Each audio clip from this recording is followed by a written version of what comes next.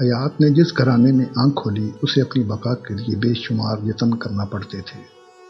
اس کے بابا سبزی کا ٹھیلا لگاتے تھے جس سے دال دلیا چل رہا تھا۔ اس کی ماں ہمیشہ اس کے بابا سے لڑتی رہتی۔ غربت کون سی بیوی برداشت کرتی ہے؟ حیات کی ماں پڑھی لکھی نہیں تھی اور امارت سے بہت جلد مرعوب ہو جایا کرتی تھی۔ وہ دور پار کے اپنے ایک امیر رشتے دار سے رابطے میں تھی اور چاہتی تھی کہ حیات اس کے ریڈی میڈ گارمنٹس کی فیکٹری میں کام کرے تاکہ ان کی گزر بسر آسانی سے ہو سکے۔ امیر علی ایک آدھ بار ان کے گھر آیا بھی تھا اور حیات کی ماں کو کچھ رقم دے بھی گیا تھا۔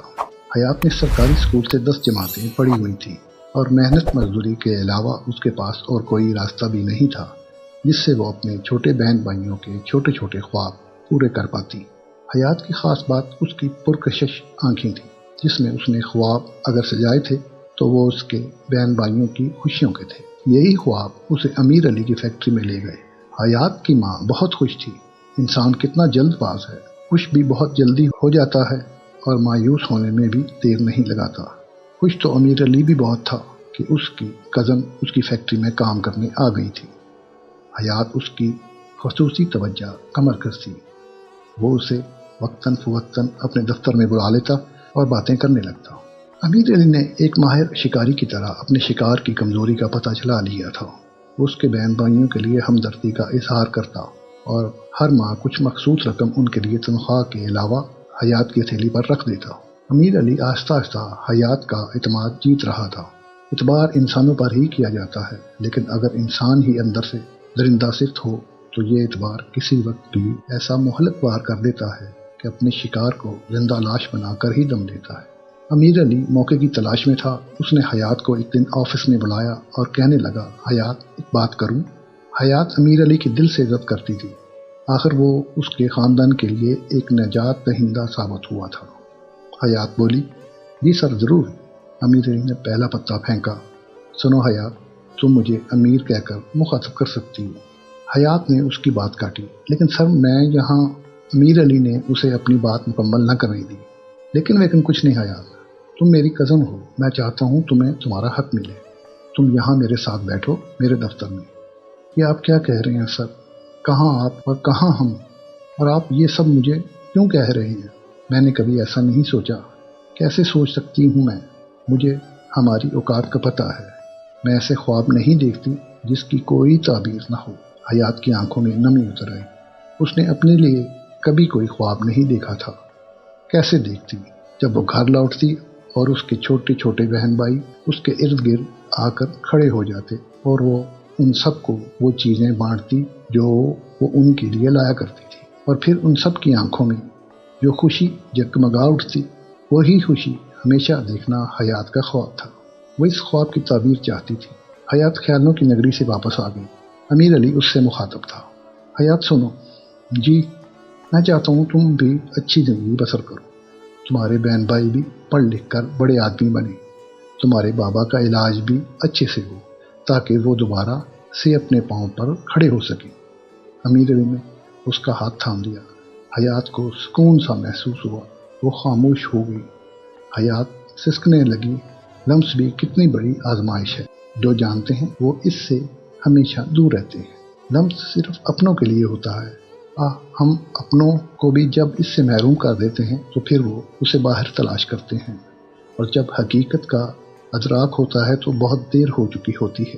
حقیقت بھی یہی ہے کہ حیات نے ہمیشہ اپنوں کو محبت دی تھی، لیکن وہ خود ہمیشہ پیاسی رہی تھی۔ امیر علی پہلا شخص تھا جس نے اسے چھوا تھا، اور لمس کا پہلا تجربہ ایک لڑکی کے حواس معطل کر دیا کرتا ہے۔ جذبات کی مٹی میں گندی ہوئی لڑکیاں ایک لمحے کے لیے خود کو بھول جاتی ہیں۔ شکاری اسی لمحے کا انتظار کرتے ہیں اور پھر اپنی ہوس پورے کرنے کے بعد کسی دوسرے شکار کی تلاش میں نکل جاتے ہیں۔ امیر علی مزید اس کے قریب آ گیا۔ وہ ایک مخصوص پرفیوم استعمال کرتا تھا جس کا جادو سر چڑھ کر بولتا تھا۔ حیات نے اپنا ہاتھ چھڑایا اور دور سرک گئی۔ اسے یہ سب اچھا نہیں لگ رہا تھا۔ وہ وہاں سے دور چلے جانا چاہتی تھی۔ ایک انجانا سا خوف اس کے اندر تک اتر گیا۔ وہ مزاحمت کرنے لگی۔ امیر علی اس کی کیفیت بھانپ کر اپنے آفس کی کرسی پر جا کر بیٹھ گیا۔ وہ حیات کے نارمل ہونے کا انتظار کرنے لگا۔ حیات جذبات کے سمندر میں ڈوبی ہوئی تھی۔ اسے کچھ خبر نہیں تھی کہ وہ اس طوفان سے کیسے نکلے۔ لمس قیامت جا رہا تھا۔ امیر علی نے اسے پیار بھری آواز میں پکارا، حیات میری طرف دیکھو۔ حیات نے کوئی جواب نہ دیا، وہ ابھی تک نہیں سنبھلی تھی۔ آخرکار اس نے سر اٹھائے بغیر کہا، میں جاؤں سر؟ امیر علی نے کچھ سوچا اور بولا، حیات مجھے غلط مت سمجھنا، میں تو صرف یہ چاہتا ہوں کہ ہم ایک بندھن میں بن جائیں، میں تم سے شادی کرنا چاہتا ہوں۔ حیات کپ کپا اٹھی۔ امیر علی کہہ رہا تھا، مجھے کوئی جلدی نہیں، تم اچھی طرح سوچ لو، اپنی ماں سے ضرور مشورہ کر لینا، پھر جواب دینا۔ حیات بند گلی کی راہی بن گئی۔ حیات قدرے تاخیر سے گھر پہنچی۔ اس کے مفلوج بات کی آنکھیں دروازے کی طرف لگی تھیں۔ حیات کو دیکھ کر انہوں نے اپنی آنکھیں بند کر لیں۔ اس کی اماں گھر کے کام کاج میں مصروف تھی۔ اس کے چھوٹے بہن بھائی اس کے ارد گرد اکٹھے ہو گئے، لیکن اس کو خالی ہاتھ دیکھ کر کھیل کود میں مصروف ہو گئے۔ آج حیات کھوئی کھوئی سی تھی۔ اس کے دماغ میں مختلف سوچیں گردش کر رہی تھیں۔ آج پہلی بار وہ ان کے لیے کچھ لانا بھول گئی تھی۔ وہ بار بار اپنی اماں کی طرف دیکھ رہی تھی، لیکن وہ اپنی ہی دنیا میں مگن تھی۔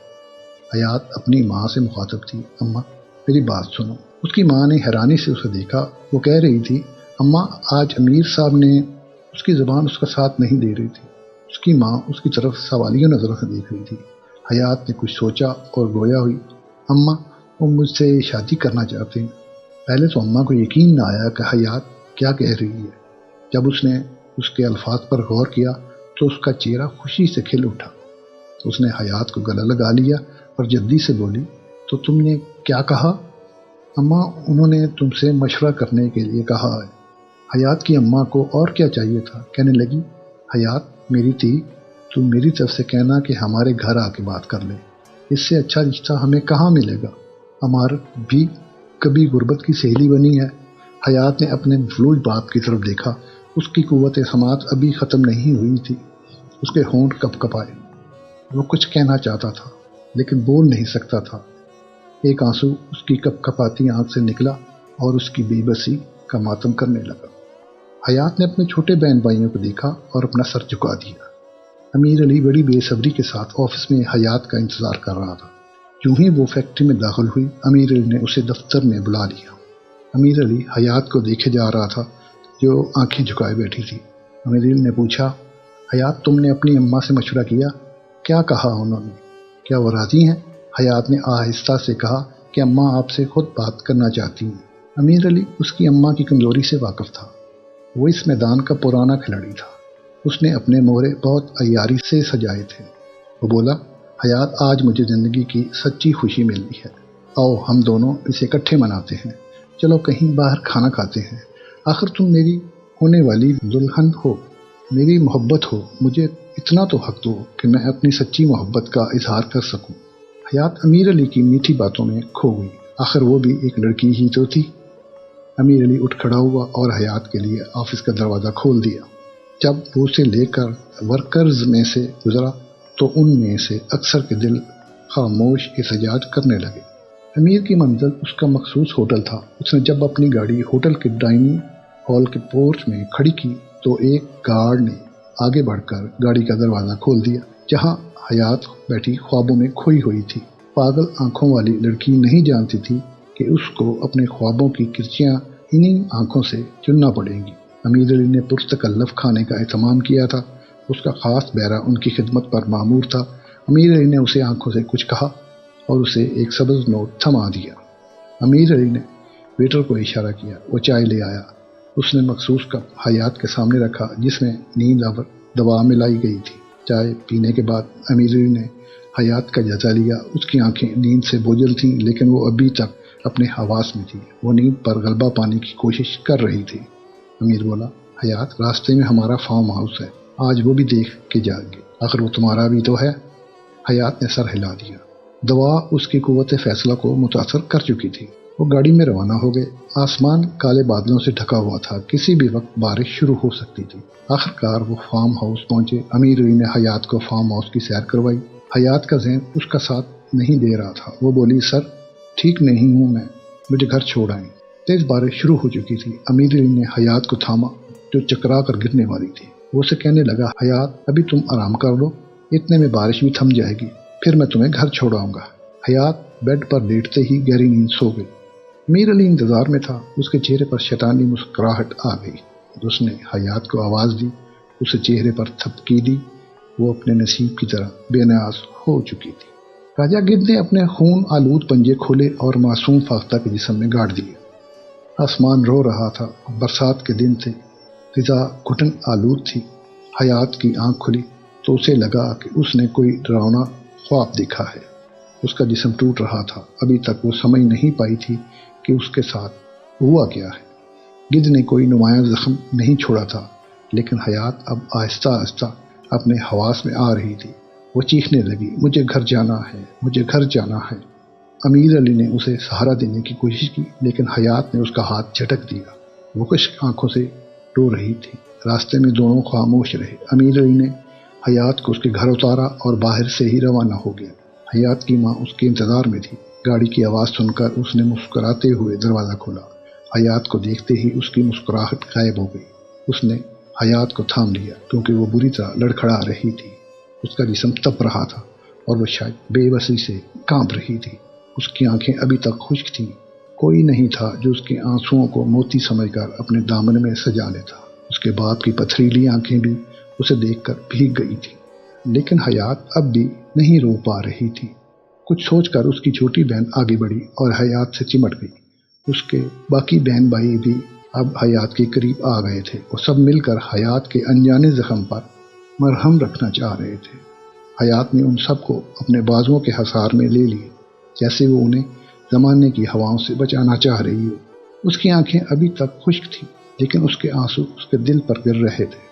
جیسے ہی ماں نے حیات سے پوچھا کیا ہوا ہے تو وہ پھٹ پڑی۔ اس کے منہ سے لاوا ابلنے لگا۔ ہوا کیا ہے؟ کاش میں جانتی ہوتی کہ کیا ہونا ہے۔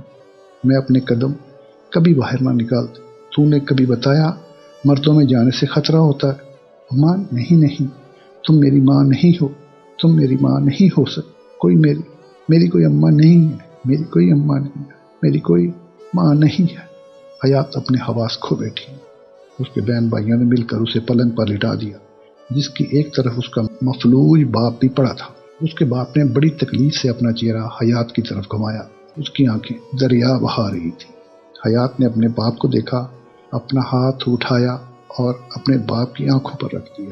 ایک بیٹی اپنی وجہ سے اپنے باپ کو روتا نہیں دیکھ سکتی تھی۔ حیات کی آنکھیں بند ہو گئی۔ وہ بے ہوش ہو چکی تھی۔ آسمان ابھی تک رو رہا تھا۔ صبح جیسے ہی حیات کی آنکھ کھلی، وہ اپنا سامان باندھنے لگی۔ وہ یہاں سے دور چلے جانا چاہتی تھی، جہاں امیر علی کا سایہ بھی اس پر نہ پڑ سکے۔ اس نے ماں سے کہا کہ وہ اپنی دادو کے پاس گاؤں جا رہی ہے۔ اس کی دادو اسے بہت چاہتی تھی۔ حیات اس کی گود میں سکون لینا چاہتی تھی۔ اس کی ماں کہنے لگی، حیات اکیلی کیسے جاؤ گی؟ حیات اپنی ماں کو دیکھ کر مسکرائی۔ ایک ایسی مسکراہٹ تھی یہ صرف حیات ہی جان سکتی تھی۔ اس کا کرب الفاظ میں بیان نہیں کیا جا سکتا۔ اس نے جواب دیا، اب فرق ہی کیا پڑتا ہے ماں، میرے پاس کھونے کو بچہ ہی کیا ہے۔ اس نے اپنا بیگ اٹھایا اور روانہ ہو گئی۔ بس میں کھڑکی کے ساتھ بیٹھے پیچھے کو بھاگتے ہوئے مناظر دیکھتے ہوئے حیات کو لگا کہ اس کی زندگی کا پہیہ بھی الٹا چلنا شروع ہو گیا ہے۔ جب وہ اپنے گاؤں کے سٹاپ پر اتری تو ابھی وہاں کوئی تانگا موجود نہیں تھا۔ وہ انتظار کرنے لگی۔ اتنے میں ایک گاڑی گاؤں جانے کے لیے وہاں سے گزری۔ ڈرائیور نے گاڑی روکی اور اسے لفٹ دینے کی پیشکش کی۔ وہ ایک سلجھا ہوا پڑھا لکھا جوان دکھ رہا تھا۔ حیات نے اسے کوئی جواب نہ دیا۔ اتنے میں ایک کوچوان بھی وہاں آ گیا۔ اسے دیکھ کر گاڑی والے نے کہا، شیرو چاچا، یہ اپنے گاؤں کی مہمان ہیں، انہیں گھر تک چھوڑ آنا۔ جی آدم پتر، آپ کو شکایت نہیں ہوگی، شیرو کوچوان بڑے احترام سے بولا تھا۔ آدم نے ایک نظر حیات پر ڈالی، جس نے ایک بار بھی نظر اٹھا کر اسے نہیں دیکھا تھا۔ حیات میں کوئی خاص بات تھی جو اسے اچھی لگ رہی تھی۔ اسے کیا خبر تھی کہ حیات کو ایک ہی حادثے نے اتنا سجا دیا تھا کہ وہ مہندی لگے ہاتھ کی طرح ہو گئی تھی۔ شیرو کوچوان نے اسے اس کی دادو کے پاس پہنچا دیا۔ اس کی دادو ایک جہاں دیدہ خاتون تھی، جنہوں نے زمانے کے سب رنگ دیکھ رکھے تھے۔ اپنی دادو کو دیکھتے ہی حیات ان سے چمٹ گئی اور پہلی بار اس کی آنکھوں سے چند قطرے موتیوں کے نکلے جو اس کی دادو کے آنچل اور دل میں جذب ہو گئے۔ حیات سکون سے سو گئی، لیکن اس کی دادو جاگ رہی تھی۔ وہ حیات کو دیکھے جا رہی تھی۔ اس کی چھٹی حص اسے کسی اندیکھے حادثے کی خبر دے رہی تھی۔ وہ کچھ پوچھ کے اسے مزید پریشان نہیں کرنا چاہتی تھی۔ وقت زخموں کو بھر دیتا ہے۔ وقت محو پرواز تھا۔ حیات آہستہ آہستہ زندگی کی طرف لوٹ رہی تھی۔ وہ واپس شہر نہیں جانا چاہتی تھی۔ وہاں امیر علی تھا جس کا سامنا کرنا اس کے لیے اذیت ناک ہوتا، لیکن حیات کو ابھی زندگی کے اور رنگ بھی دیکھنے تھے۔ ایک دن اچانک اسے اپنے اندر ایک اور تبدیلی کا احساس ہوا۔ امیر علی کی کہانی ابھی ختم نہیں ہوئی تھی۔ اس کا کالا سایہ ابھی بھی حیات کے اوپر منڈلا رہا تھا۔ حیات کے اندر ایک اور روح جنم لے چکی تھی۔ اس نئی اذیت نے اس کا حوصلہ توڑ کر رکھ دیا۔ وہ نہیں جانتی تھی کہ آزمائش سے وہ کیسے گزر پائے گی۔ اب وقت آ گیا تھا کہ وہ اپنی دادو کو اپنے اس دکھ کا ساتھی بناتی۔ حیات نے دادو کے سامنے اپنا دل کھول کر رکھ دیا۔ اس کی دادو اس کے ساتھ روئی بھی تھی تو اس کا حوصلہ بھی بڑھا رہی تھی۔ حیات بولی، دادو آپ اب بھی مجھ سے پیار کرتی ہیں؟ دادو نے اس کے ماتھے پر بوسہ دیا اور کہا، میری بچی، میں تم سے کیوں نفرت کروں گی بھلا؟ دادو یہ سب سننے کے بعد بھی حیات حیرت زدہ تھی۔ اگر اپنوں کے ساتھ کوئی حادثہ ہو جائے تو کیا ہم ان سے نفرت کرنے لگیں گے؟ میری بچی، کئی لوگ حادثوں میں اپاہج ہو جاتے ہیں، کئی بازو سے محروم ہو جاتے ہیں اور کوئی بیساکھیوں پر آ جاتے ہیں۔ کیا وہ اس حقیقت کے ساتھ جیتے نہیں؟ جن کے پاس ان کے اپنے ہوتے ہیں نا، جو ان کو اپنے سینے سے لگائیں، ان کے آنسو پونچھ ڈالیں، انہیں زندگی کی طرف واپس لے آئیں، تو وہ حادثوں کو اپنی طاقت بنا لیتے ہیں۔ میری بچی، تو نے کیا بھی کیا ہے کہ تم سے نفرت کی تو ابھی بھی پاکیزہ ہو میری جان، اس لیے تمہاری روح داغدار نہیں ہے۔ سوچ کی گندگی روح کی گندگی ہے میری بچی۔ عزت دار وہی ہوتے ہیں جو کردار کے سچے ہوتے ہیں۔ حیات پتر، اپنا من صاف رکھنا، تن پر کوئی بھی کیچڑ پھینک دے۔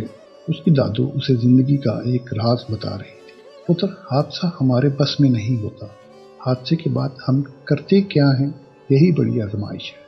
حیات کو اسی آزمائش سے گزرنا تھا۔ اس نے کچھ سوچا اور دادو سے پوچھنے لگی، میں اس سے ملنا چاہتی ہوں، جاؤں دادو؟ حیات امیر علی کو بتانا چاہتی تھی کہ وہ اس کے گناہ کی پرورش کر رہی ہے۔ وہ اس جان کی خاطر، اپنوں کے مان کی خاطر اور اپنی پاکیزگی کی خاطر امیر علی کو قبول کرنے کو تیار تھی۔ اس حالت میں شہر جانا اس کے لیے اچھا نہیں تھا۔ اس کی دادو نے سواری کا بندوبست کیا اور وہ سیدھا فیکٹری جا پہنچی، لیکن امیر علی ابھی آفس نہیں آیا تھا۔ وہ خود اس کے گھر چلی گئی۔ گیٹ کیپر نے اندر اطلاع دی تو اس عالیشان سنگ مرمر سے اٹے خوبصورت بنگلے کے دروازے پر نمودار ہونے والا امیر علی نہیں تھا، بلکہ اس کا باپ تھا، کبیر علی۔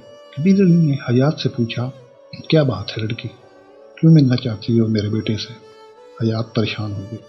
وہ اپنا راز یوں سرے عام افشا نہیں کرنا چاہتی تھی۔ اس نے کوئی جواب نہ دیا، لیکن کبیر علی کو روکنے والا کوئی نہیں تھا۔ اس نے اپنی بات جاری رکھی، لڑکی، اگر تم کسی ایسے خواب کی تعبیر کے لیے یہاں آئی ہو جو میرے بیٹے نے تمہاری آنکھوں میں کبھی سجایا ہوگا تو جان لو تمہارا یہ خواب ہمیشہ خواب ہی رہے گا۔ جاؤ لڑکی، جہاں سے آئی ہو واپس چلی جاؤ۔ آپ کے بیٹے نے میرے ساتھ شادی کا وعدہ کیا تھا۔ میرے پیٹ میں حیات خاموش ہو گئی۔ تو تم بلیک میل کرنے آئی ہو مجھے؟ کبیر علی کو بولو، کیا لوگی اپنے گناہ کی قیمت؟ کبیر علی کے لیے یہ سب کھیل تھا، ایسا کھیل جس میں جیت صرف امارت کی ہوتی ہے۔ میں آپ کے بیٹے کی کزن بھی ہوں، حیات بولی۔ کبیر علی نے حقارت سے اسے دیکھا، گیٹ کیپر سے دروازہ بند کرنے کا کہا اور بولا، ہم باعزت لوگ ہیں لڑکی، ہم تو اپنے کتے بھی نسل دیکھ کر خریدتے ہیں، کیا کتے بھی اپنے مالک کی نسل دیکھ پاتے ہیں؟ دروازہ بند ہو گیا۔ حیات سنگ مرمر کی اس عمارت اور کبیر علی میں کوئی فرق کرنے سے قاصر تھی، دونوں پتھر کے تھے۔ حیات واپس گاؤں لوٹ آئی۔